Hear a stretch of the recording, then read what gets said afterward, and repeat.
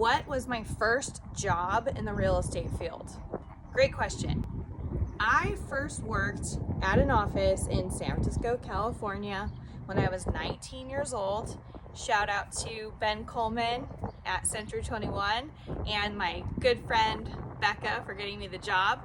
I was, like I said, 19 years old, and funny story, I, being a 19-year-old, like to be out and going out dancing late at night. So many times I would get home at 2 in the morning, and then I'd have to jump on the train to get to work by 6:30 in the morning, that in San Francisco, which was about an hour from my house. So I had some tricks about how I would catch up on my beauty sleep. Here's what I did.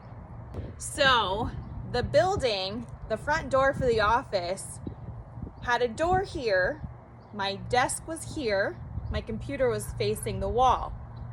So I would put a brochure holder for our listings on the front desk at the perfect height so that it covered my face.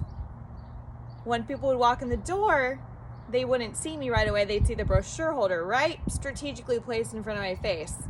So I would be sleeping in my chair, facing my computer, and if someone came up behind me, my boss, I would wake up real quick. So, funny story in hindsight, but sorry, boss. I had to catch up on my sleep somehow.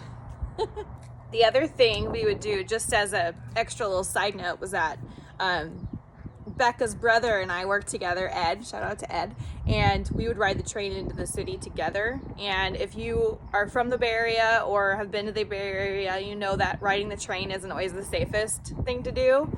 And so we would sleep on the train, and he would sit on the outside of the seats, and I'd sit against the wall in the window, and he would protect me while we slept. And I'm not going to tell you how many times we missed our stop because it's pretty embarrassing, but good times. That was my first job in real estate, and that's where I first started becoming a transaction manager, and that was what really got me the bug to get into real estate.